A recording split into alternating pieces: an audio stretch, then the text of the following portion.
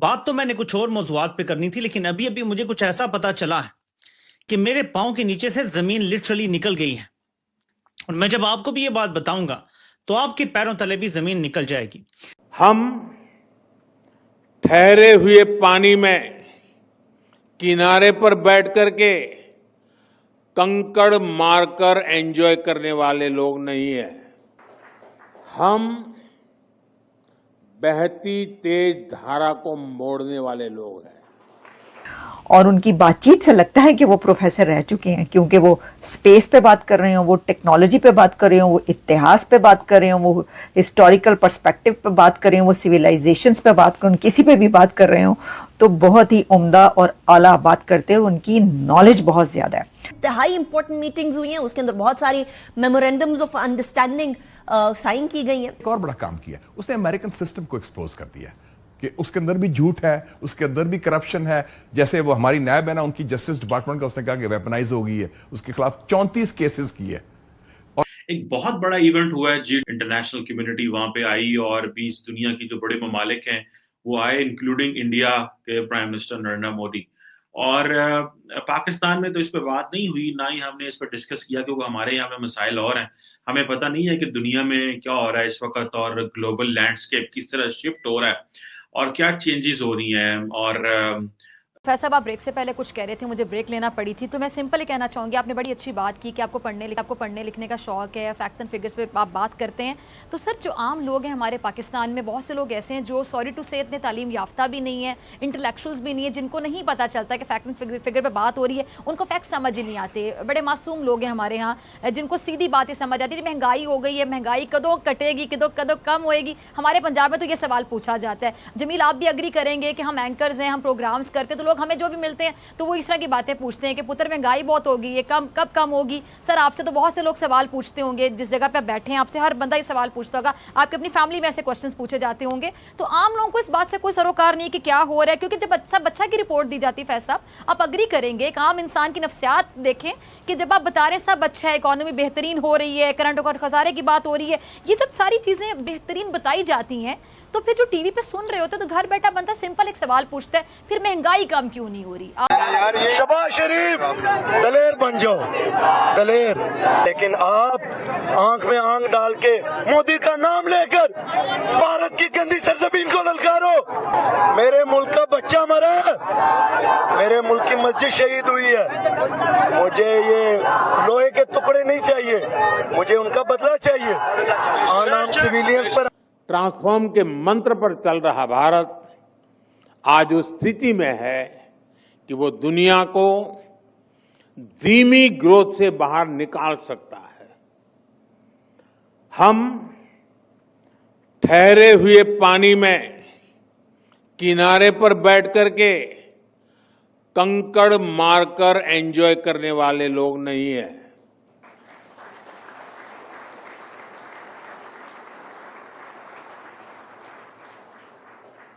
हम बहती तेज धारा को मोड़ने वाले लोग हैं।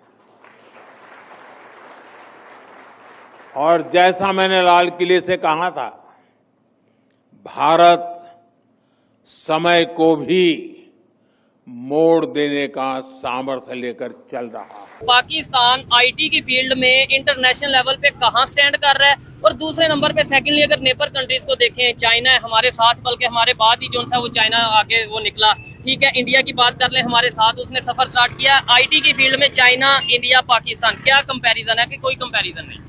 मैं तो यही कहूंगा कि कोई कंपैरिजन नहीं। क्यों? पाकिस्तान बहुत पीछे है, आईटी की दुनिया में हम लोग बहुत पीछे हैं। क्या आप अपने नेबरहुड को देख लें, इंडिया में अच्छा, उनकी आईटी इंडस्ट्री कहाँ जा रही है? उनका पूरा बजट मिला लें, सिर्फ आईटी इंडस्ट्री का बजट मिला लें, अच्छा, उनका आईटी का सिर्फ बजट हमारे पूरे बजट से ज्यादा हो रहा है। उनके नौजवानों को देख लें। अच्छा, इसकी रीजन क्या है? उसकी रीजन ये है कि उनको पता चल गया कि आने वाला दौर आईटी का है, टेक्नोलॉजी का है, वो उस पर इन्वेस्ट कर रहे हैं। हमारे वाले क्या कर रहे हैं, हम दूर तक आईटी से हम इतने ही दूर हैं जितने गद्दे के सर से सींग। और जैसे कि आप लोग जानते हैं कि ऑपरेशन सिंदूर हुआ, जैसे कि पाकिस्तान में मार्का हक के नाम से यहाँ पर कहा गया, और दोनों कंट्रीज के दरमियान जो है वो टेंशन बहुत ज्यादा बढ़ गई। जी हाँ, हिंदुस्तान हो या पाकिस्तान, दोनों जगह के ही लोग काफी डिस्टर्ब हो गए, क्योंकि जाहिर है हर कोई लड़ाई झगड़ा नहीं चाहता, लेकिन जो सिचुएशन थी उस हिसाब से अगर देखा जाए तो यकीनन दोनों कंट्रीज के बीच के ताल्लुकात बहुत हद तक खराब हो गए। इससे पहले हिंदुस्तान ने ये भी कहा था कि वो पाकिस्तान के लिए इंडस वाटर ट्रीटी जो है उसको भी कैंसिल कर देंगे और पाकिस्तान के लिए पानी भी रोक दिया जाएगा।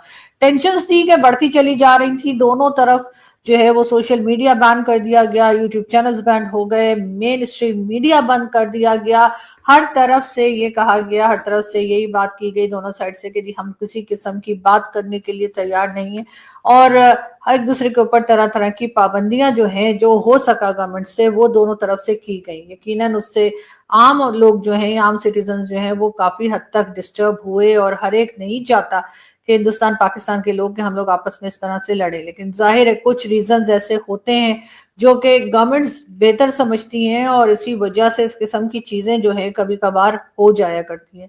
लेकिन जैसे जैसे वक्त गुजरता है, मेरा ख्याल है कि पाकिस्तान को भी अपनी पॉलिसीज को देखने की जरूरत है, पाकिस्तान को भी सोचने की जरूरत है कि हमें भारत के साथ अपने टर्म्स को ठीक करना है, और अगर ठीक करना है तो डेफिनेटली हमें कुछ चीजें ऐसी करनी पड़ेंगी जो चाहे हमें अच्छी ना लगे, लेकिन अपने पड़ोसी के लिए हमें उन पॉलिसीज के ऊपर अमल करना होगा, चाहे वो टेररिज्म को लेकर हो या किसी और बात को। लेकिन यहाँ पर बात हम करेंगे कि जैसे कि पानी रोकने की बात की गई थी, भारत की तरफ से कहा गया था कि पाकिस्तान के लिए इंडस वाटर ट्रीटी जो है उसको कैंसिल। नमस्कार दोस्तों, जय हिंद। दोस्तों, इस वक्त भारत में वर्ल्ड लीडर फोरम का एक महामंथन किया गया है, जहां पर कई देशों के लीडर उपस्थित हुए हैं और अपने देश के बारे में बता रहे हैं, और भारत के साथ उनका क्या टाइल्स होने वाला है ये भी साझा किया जा रहा है, जिसमें पीएम मोदी ने बोला कि हम पानी के किनारे पर बैठकर पत्थर फेंककर उसको एंजॉय करने वाले लोग नहीं हैं, हम उसमें उतरकर उसका रुख मोड़ने वाले लोग हैं। दोस्तों, ये बात सुनकर बैठे वहाँ के कई देश विदेश के लोगों ने ज़ोर ज़ोर से तालियां बजाना शुरू कर दिया। दोस्तों, लोगों का कहना है कि ये सीधे तौर पर ट्रंप को एक करारा जवाब है, जिसको ट्रंप को सुनकर ये समझ में आ गया होगा कि भारत का नेतृत्व किस दिशा में आगे बढ़ रहा है और किस तरह से अपने आने वाले भविष्य को लेकर काम कर रहा है। दोस्तों, अगर वीडियो पसंद आए तो वीडियो को लाइक करें, चैनल को सब्सक्राइब करें और शेयर भी करें। कर दिया जाएगा, पाकिस्तान के लिए पानी को रोक दिया जाएगा। कई तरह के स्टेटमेंट्स चली हैं, हमारे यहाँ के मिनिस्टर्स ने भी बहुत शोर मचाया, और कई लोग जो पॉलिटिशियंस हैं और आजकल मिनिस्ट्री उनके पास नहीं है, जिसमें बिलावल भुट्टो जरदारी भी शामिल है। उसके बाद आजकल के हमारे डिफेंस मिनिस्टर हो चाहे प्राइम मिनिस्टर हो, सभी ने अपनी अपनी जगह पर कोई ना कोई स्टेटमेंट भारत के लिए दिया।